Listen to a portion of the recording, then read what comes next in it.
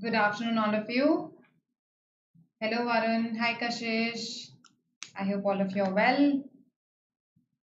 Right, so let's begin with today's session, and we are going to discuss today NMAT, right?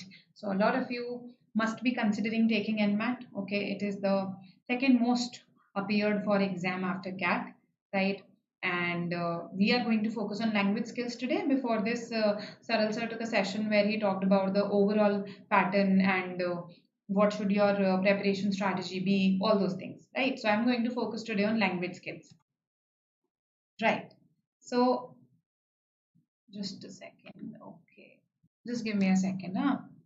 So I made some changes to the formatting because of which this table that I want to show you is not visible. So just give me a second.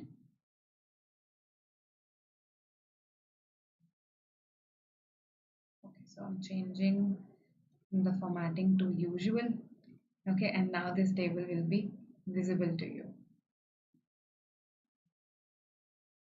Right. Happy Ganesh Chaturthi. It was yesterday, yes. So happy Ganesh Chaturthi, Varun. Hello, Ritika. Good afternoon. Hi, Tasabbar. Good afternoon. Right, so I hope now this table is visible to everybody. So exam pattern, this is what I wanted to show you. So if I talk about the NMAT exam pattern, then you can clearly see that although they say that it's not a speed-based exam, I think it is a speed-based exam. 36 questions have to be attempted in 28 minutes. So approximately you have 45 seconds per question approximately when it comes to verbal ability, when it comes to language skills as they like to call it, right? In total, there are three sections. I hope you're aware of this. See, knowing the exam pattern for any exam is very, very important. So you should know how many questions. Okay, you can see that equal weightage. In fact, they've stated it explicitly that they will give equal weightage to all the sections, right? And you can see that the score range appears to be weird. That's because the score is a scaled score. It is not your normal score wherein you have zero, wherein your score can go in negative also. No, this they perform a scaling on the score such that the minimum of the score is 12, right, and maximum is 120. Nobody knows how many how many marks one question carries because it varies. It's an adaptive test. In an adaptive test, the marks that one question carries varies according to its level of difficulty. So a difficult question fetches you more marks, that means a high score, whereas an easy question fetches you fewer marks. And how is it decided whether you should be given difficult questions or easy questions? Depending on your previous response. So if you've attempted, if the computer randomly threw question one at you, okay, and you attempted it correctly, the next question, question two, will be of a higher difficulty level. Okay. If let's say you attempted this also correctly, then higher difficulty level, more marks. So you'll reach an upper range then, right? Then, if on the other hand you got your question number three incorrect, let's say, so now question number four will be of a lower difficulty level. Okay, so it pays off that you get your first few questions correct. It actually pays you off because if you get your first few questions correct, you reach that higher range of score. Okay, then the subsequent questions that are thrown at you once you get your first few questions correct, they will be of a higher difficulty level and consequently they'll carry high marks, right? So keep this in mind for an adaptive paper. For every section, the first few questions, they are crucial because if you attempt them correctly, you'll automatically be in a higher position as compared to your peers who didn't get these correct. Hello, hi again, Abhilasha. Hi, Priya. Okay. So, I hope this is clear to you, the concept of an adaptive exam and how getting the first few questions correct actually pays off in an adaptive exam. Also, the fact that NMAT, although they say that it's not a speed-based test, but 45 seconds per question it actually makes it a speed-based test. We have to take care of our speed, right? You get your score immediately once you attempt the paper. Okay, you get your score immediately. Your scorecard is available to you within 48 hours. Otherwise, you get to know what you've scored immediately after the exam, right? Along with your sectional score.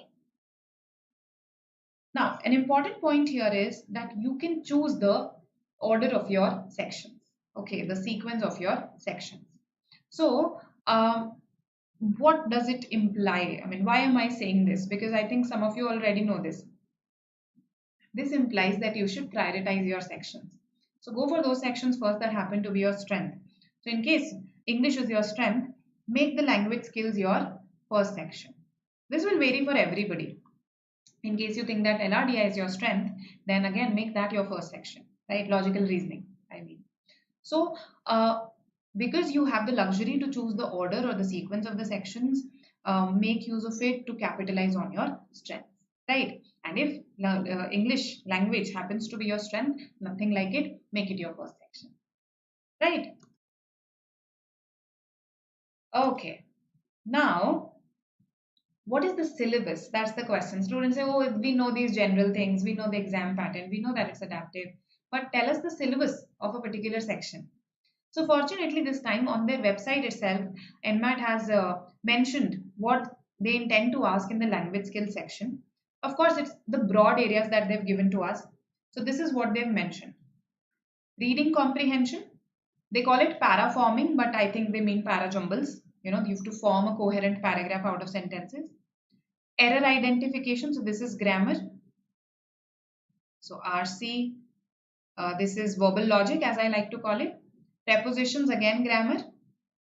Sentence completion. Sentence completion is actually a combination of both grammar and sometimes logic also, right?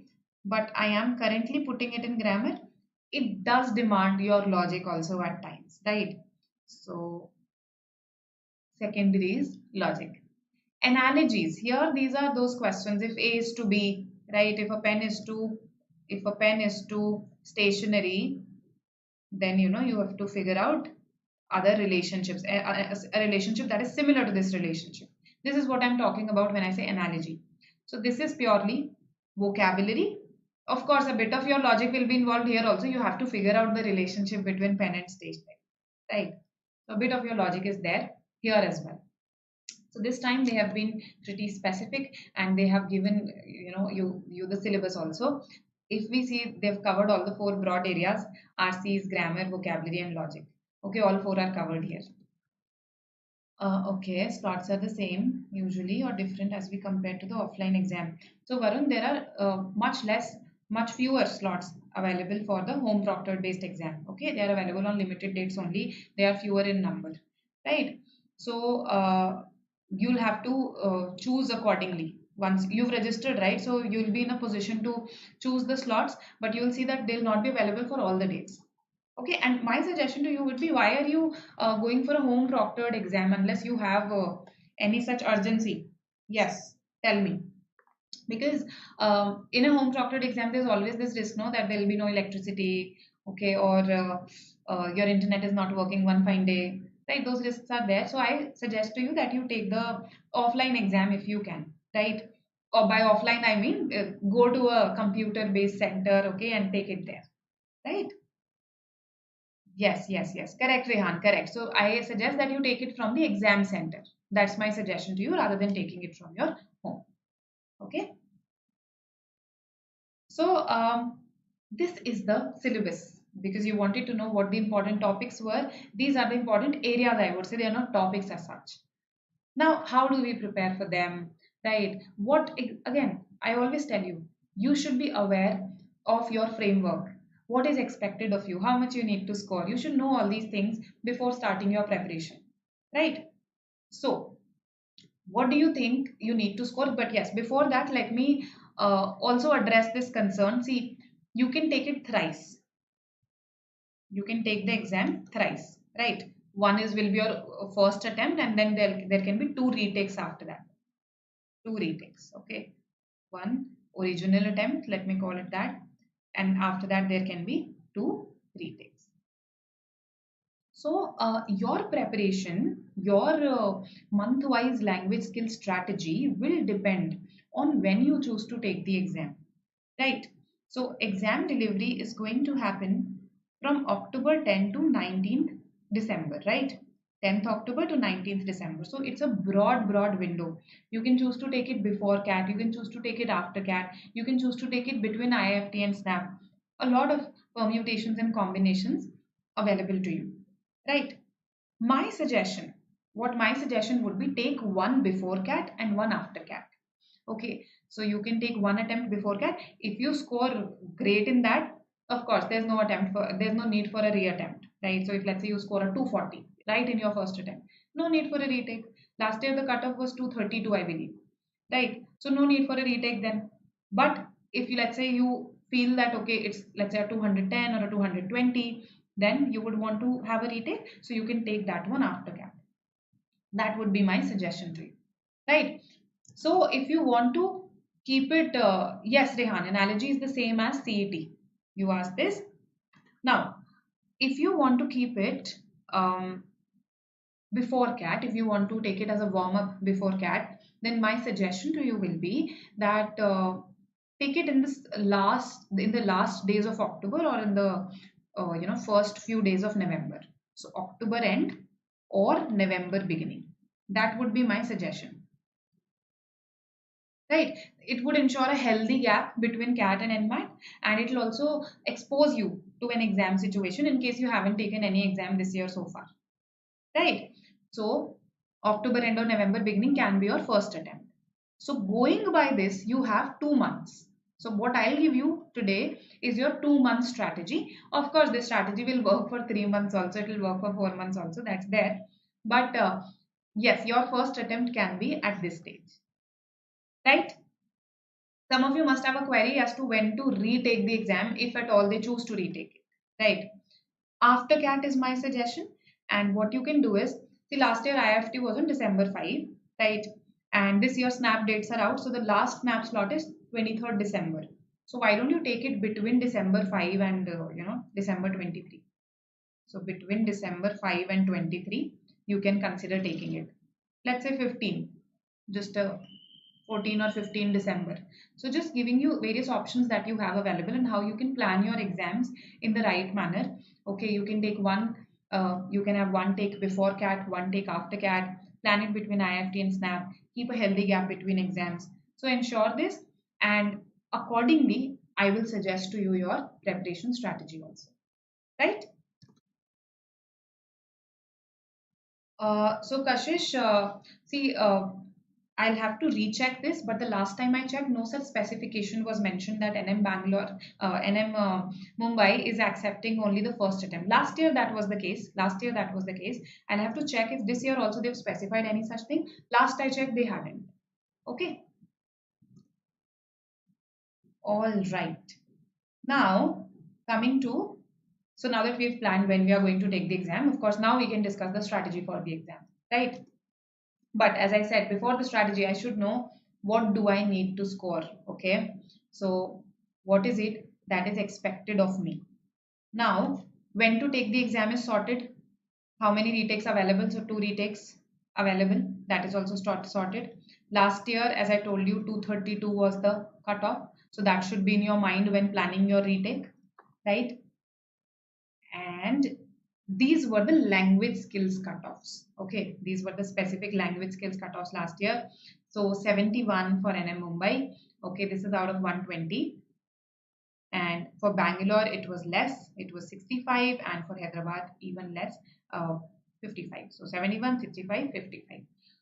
And our aim, of course, is to score above the cutoff, isn't it? Right? It is called cutoff for a reason. So our aim will be to, let's say, score an 80, right? Because see, if I'm able to, let's say, score an 80 here, then for the other two sections, again, I'm left with, let's say, 80 each. In case I am the sort of a student, 160 remains, a score of 160 remains. So you can, in case you're a student who is good at all the sections, or who is let's say equally good at all the sections, that's what I mean to say. So 80, if you score in your language skills, that's a safe score, right? That's a safe score, and it will ensure that there's no undue pressure on your other sections, right? So this is what you need to keep in mind whenever you take mocks, whenever you prepare. This is the score that needs to be kept in mind. Yes, KJ accepts an NM score, right? NMAT score. CAT preparation tips help for GRE. The pattern of GRE is slightly different, Chinta. So, and besides in CAT, vocabulary is not asked, but in GRE, vocabulary is asked. So as far as the RC passages are concerned, there the tips will help you. To that extent, the tips will help you. Otherwise, GRE is a relatively different exam, I would say. It's more vocabulary intensive, right? So you would need to attend separate sessions for that, perhaps. Okay. Now, now I know the framework. Now I also know when I have to take the test. Okay, I also know what score is expected of me, right? With all of this in mind, now I can actually break down, I can go down, drill down to various areas and plan their prep accordingly, right? Any questions, any other questions that you have, please ask. Okay, so far everything is good. Hmm. So this time I was happy that they had actually stated it right away on their website so that it's not left to our speculation. However, please take it as an indicative syllabus. Okay. Don't confine yourself to it. So by that I mean that in vocabulary, don't just think that only analogy questions are going to come, nothing else can come. This is just indicative in nature. Keep that in mind. Okay. All right. So I hope you've been enjoying the session and let's talk about your important areas, how you have to plan, right? So important areas, those who have prepared for CET with me, they would understand this that the important areas are the same as those in CET. Yes. SPGen accepts it for one particular course, right? They have this course meant for women, women entrepreneurs. Okay, for that course they are accepting it, and this was the case the last time I checked. They don't accept it for their main MBA exam, right? Okay, and yes, in case you need any information about the NMAT exam, about MBA using NMAT, right? So you have this website, mba.com. Okay, it's called mba.com only. It's very simple. So you can just go there directly and they talk to you about everything. Okay, why should you take NMAT? What is the advantage? Okay, all those things are mentioned there. And yes, they also talk about the top colleges that are accepting NMAT, right? Okay, just a second. Coming back. Yes. So, important areas, as I said, reading comprehension, grammar, para-jumbles particularly, right? Okay, and vocabulary. So, these are the areas. I have covered sentence, basically, I have included sentence completion in grammar here when I'm writing it like this, right? So, if I have these areas, and sentence completion could mean fill in the blanks also. That means for your prepositions can be in the form of fill in the blanks as well. So if I have to prepare for these broad four areas, those of you who have prepared for other non-CAT exams, this is not new for you, right? You know that we need separate preparation for these areas. Just the CAT preparation that we are doing for, let's say, reading comprehension or for, let's say, sequence para-jumbles is not going to suffice here. We need extra prep, right? So what can you do in these 2 months in case you decide to take your first attempt in October end, right? Let's have a look at that. RC passages. See, I understand that apart from NMAT, you must be taking some other exams also, and for those also you must be practicing RC passages. That is why I haven't really kept the number of RCs at a very high. I haven't kept the number very high here. One RC every alternate day. That means 3 RCs per week. 3 RCs per week. Yes. So in 8 weeks, that will be 24 RCs. Now you must be thinking 24 is a little less. But this is what you're practicing outside your mocks. You'll be taking mocks also, right? So in the mocks also, you'll be exposed to at least 2 RCs every exam, every mock, right? So let's say you choose to take 5 to 6 mocks, minimum that is required. 10 there, 24 here, this becomes 34. Of course, apart from this, I am saying that this is the scenario when you're practicing for some other exam also. So let's say you're practicing for CAT also. So I'm assuming that for CAT also you are practicing 2 RCs every day, right? So that will again, what will it amount to? 120 RCs from there, 34 from here. So approximately when you take NMAT, you would have attempted 150 RCs. Okay, that's actually a lot of RCs considering that the exam is going to ask you 2 or at the most 3, right? So 1 RC every alternate day, but why am I So what is my reason behind making you practice separately for NMAT in case you're already practicing for CAT? My reason is that the time that is given to you is relatively less in NMAT. So you have approximately 45 seconds per question, even for an RC question, whereas CAT on the other hand gives you approximately 1 minute at least per question, right? So that is why, my aim is 1 minute per question, and that too excluding the reading time for CAT, right? So 7.5 minutes for an RC in CAT. Let me just clarify this.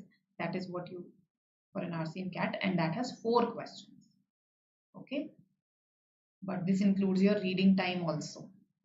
So 45 seconds here are including your reading time. Okay, 45 seconds including your reading time, whereas here you get much more when it comes to when I include your reading time also. So that's why you need to practice RC separately for NMAT. Okay, and this can be done from where? That must be your natural question. So any ideas from where should we practice this? So yes, Om, that's why we've kept a separate session on this, because it is quite different from the other exams. It is adaptive. So it's more on the lines of the international exam GMAT. GMAT is also adaptive in nature. And the worst part is the actually bad part about NMAT is you can't leave any question. You have to attempt every question before going to the next question. Right.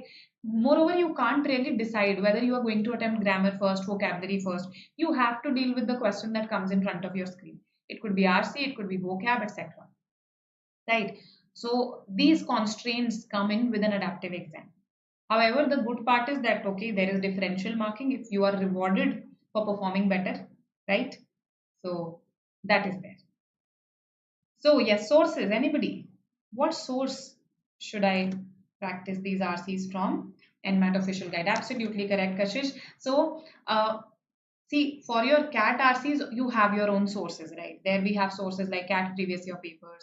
We have sources like even I told you that ZAT papers would help you. GMAT papers would, GMAT RCs, ZAT RCs would help you. For NMAT, you have a dedicated source, make use of it. Okay, buy the NMAT official guide and practice RCs from there. Okay, they stated that we have NMAT level questions. So if they've explicitly stated it, why not utilize it? Right? So for these 24, 25 RCs that you'll be practicing, practice them from the official. Okay. Now, what about grammar? So, and when you practice RCs, please always keep the time constraint in mind, reminding you this again. Okay? Otherwise, the genres, they are more or less similar to CAT. Okay, you will be exposed to diverse genres, difficulty level. So what I have observed is that sometimes they go for a balance. If the language is difficult, the questions will be easier. If the language is easy, the questions will be relatively trickier, right? And what we can do as an exam strategy. So when I am exposed to RC passages, if let's say this happens to be my very first questions, although last year this happened with very few questions, that the first 4 or 5 questions were RC questions, then I have to be careful. Then I have to attempt the entire passage carefully because my first few questions matter. If, however, this is towards the end, if the RC passages appear towards the end, then and they are together also, so then I read the few sentences, right, and I get to know that the language is easy. So I give that passage a sincere shot, and towards the end, towards the last few questions, if I am short of time, then I can mark a couple of questions randomly. Towards the end, I can afford to take that risk. Okay. So the strategy here will be very niche for every student depending on what he or she gets on his or her screen. Right? So hope you are understanding what I'm saying. No negative marking, there is differential marking. Okay. All right. For grammar. So students keep asking me what are the important topics for grammar. See, grammar is one such area where they don't ask you that this question, sorry. So they don't tell you that this question it has a tense error. Identify the tense error. So plus one question can have multiple errors also. So it's actually difficult to narrow down to 1 or 2 topics, or let's say 3 or 4 topics that are important for you. When I say this, these are all the major grammar topics. That's why I wrote them down. So parts of speech includes all your 8 parts of speech. So nouns, you should know when to use singular, when to use plural, when to use countable, what will come with countable, what will come with uncountable. Okay, so similarly for all the 8 parts of speech. Subject verb agreement is one such area which happens to be popular with examiners. So I have seen questions on subject verb agreement in almost every non-CAT exam. So that's why I've written this separately. Modifiers and parallelism I've written because they are new for you. You haven't done these in your junior classes, right? So they are new topics for you. Okay, so these will be the important grammar topics, and how you can actually populate your calendar. You can attempt 10 to 15 grammar questions every alternate day. If it suits you, you can sit at one stretch and do 45-50 questions at one stretch. But I think spacing it out helps me better. Okay, and I think it helps students also better because they can track their incremental improvement. Right, attempting 45 questions in one go will lead to a lot of fatigue also. So 10 to 15 grammar questions every alternate day with a particular focus on error identification and preposition, because they've specifically mentioned that on their website. So for this, yes, OG official guide will help you.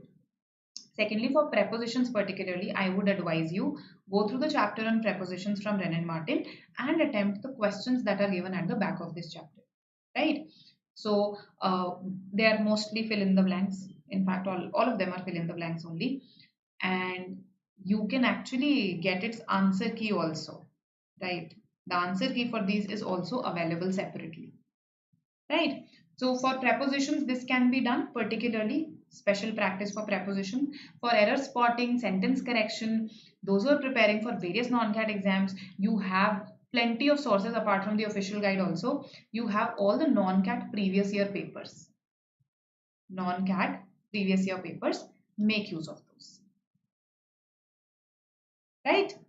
So this is what you can do for grammar. RC passages, no, they are not very lengthy, Rehan. So last year, what I saw was 500 words. I saw 500 word RCs. So not lengthy, right? In CAT also you get 500 to 500. Actually no. CET is very unpredictable, whereas NMAT is pretty standardized. That's one major difference there. Secondly, sometimes CET can ask you extremely difficult questions. NMAT, on the other hand, what I would say, it's English. If the level of its language skills is concerned, it is moderate. Okay, I haven't seen it going extremely difficult. Also, they try to keep it pretty standardized across slots. So when you have that constraint, you anyway can't fluctuate like that as CET does. So if you ask me what is CET's level, it is easy to difficult. It's such a broad range. But for NMAT, I can say yes, it remains moderate, sometimes on the easier side also for some slots, but then normalization and all happens. Right? Okay.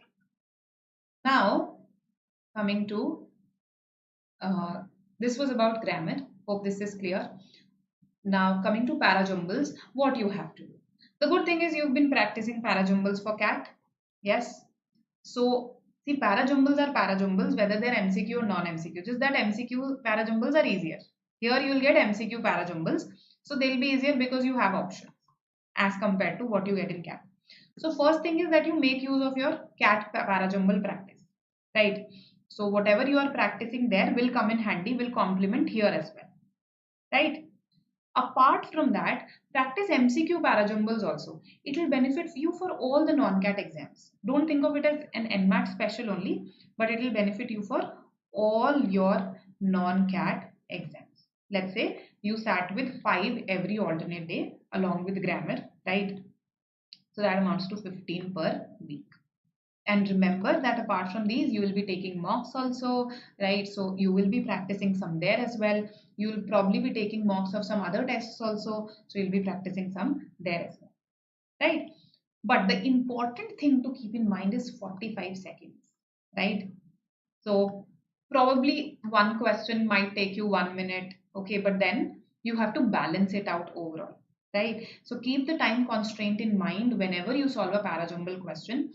The good thing is that there are options, so make use of options. When you do that, trust me, they are solvable, right? Okay. So we've covered 3 broad areas and we're left with the last one, right? So in vocabulary, unfortunately, I can't give an important topic as such, right? Of course, analysis is something that they've mentioned separately, so we will focus more on that. That is there. But the good thing here is that NMAT official guide also gives you a high frequency word list. NMAT, and it's called NMAT high frequency word list, right? So go for this. Go for this. I will hope that analogy questions come from here. Again, practice 5 analogy questions. So basically what you're doing every alternate day is you're solving one RC, you're solving 10 to 15 grammar questions, right? You're solving 5 PJs and you're solving 5 analogy questions. That's what you are doing, right? So in effect, you are solving what? 25 plus, let's call it 5, 30 odd questions. Okay, every alternate day. That's what you are doing. So in a way, although it's not the same, in a way it amounts to taking one sectional every alternate day till your exam, right? It amounts to that. However, of course, you'll do this with breaks. Okay, you'll analyze these, you'll focus on your mistakes separately here, right? So it will be a much more relaxed process for you rather than taking one sectional every alternate day. But trust me, you do require this kind of practice because grammar is something that you may not have done for CAT so far. Okay, analogy or vocabulary is again something that you may not have done for CAT so far. So you do need this separate practice, right? And yes, play vocabulary quizzes. I'm a big fan of vocabulary quizzes, right? So whichever app you feel is right for you to play these quizzes, play those. And along with this list and a good pool added through these quizzes, I think you'll amass a sufficient vocabulary in the next 2 months, right? Okay. So this is about these major areas: RCs, parajumbles, grammar, vocabulary. Yes. What is the next most important part? Yes, tell me. Taking mocks, why is it important? I am preparing for CAT also. I am taking mocks for those also. So NMAT, why do I have to, take NMAT mocks separately? Yes, because CAT will not give you that kind of experience as NMAT does. NMAT is an adaptive exam. You don't have the luxury to prioritize. You don't have the luxury to skip. Okay, and you have to just attempt whatever comes your way. And you have to try that you get the first few questions correct so that you reach a higher score range in the very beginning, right? So it's very different from CAT. You need separate practice, and I would say at least, this is at least, remember, 5 to 6 marks for NMAT are required. Okay, so take them, and the rest of the drill remains the same. Of course, you have to analyze them just like you analyze your CAT marks also. Analyze them and evolve a strategy for yourself. The strategy should keep in mind that the exam is adaptive. Okay, so you'll have to have a very balanced practice for NMAT because you can't decide I'll not attempt this area, right? And yes, I haven't written this separately. When you analyze your mocks, again try to see again here the separate score for each question will not be visible to you, right? It will not be available to you. So try to gauge for yourself which question was easy, but I ended up spending a lot more time there, right, than was needed. I ended up getting it wrong. So this should be your criterion: easy, difficult, time, and accuracy. Easy, okay, got correct, but a lot of time, no. Easy, got wrong and a lot of time, absolutely. This is the worst case scenario, right? Easy, got correct, took less time, great, the best scenario. Okay, got incorrect, but I decided it very, I decided the answer a bit too soon, right? So these are the areas that need improvement. Okay, this area, these need much more improvement. So time, accuracy, and level of difficulty, these 3 criteria should be kept in mind whenever you analyze your mocks, be it for any entrance test, right? So yes, I think this is about it. This is how you should plan your days coming ahead. Okay, in case you plan to take it in October end, even if you plan to take it after CAT right away, after CAT, then you have relatively more time, but your preparation strategy remains the same. Okay, you need to practice RC separately. You need to practice grammar questions which you may not have done so far, and you need to go for MCQ parajumbles, right? the para-jumbles differ here from the type in the answer para-jumbles. They're not the same. Right? Any questions that you have about your preparation or about the exam strategy, please ask.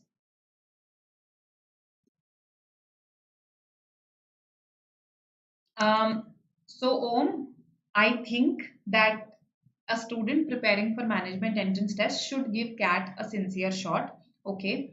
And see, right now we are in September, right? So we have 3 months, okay. I mean, 86 days to be precise. 86 days are left for CAT because you have prepared a fair bit for MAT CET also. I know this. So you will be aided with from that preparation. You will be aided from that preparation in your CAT also. The level of questions, however, can sometimes be higher in CAT. Right. So the level of difficulty will vary. And in CAT, as far as VARC is concerned, it's intensively focused on RC passages. So if you very diligently practice RC passages of CAT level in the coming months, okay, and for verbal logic, you pay, let's say, sit twice a week with para summary and para jumbles, then I can assure you, at least for VARC, it's pretty crackable, so to say. Right? You can crack it. So I think yes, you can give it a shot. Yeah. Okay. Any other questions that you have? So this is it from my end about NMAT, and we will be having a lot more sessions for NMAT this month, in the coming months, right? So stay tuned, and I meet you at 12 p.m. from Tuesday to Saturday, right? I hope you enjoyed the session. You learned new things. You will implement those things. If yes, then please press the like button. And this is our comprehensive program for 2022, for the year 2022. We prepare you for various management entrance exams through this, and there's a lot of practice material, lot of expert guidance that is available in this, right? Okay. Now you can stay connected with us via these two social media platforms and this Telegram channel, right? So stay connected, stay tuned. I'll see you in the next session. Bye, welcome. See you.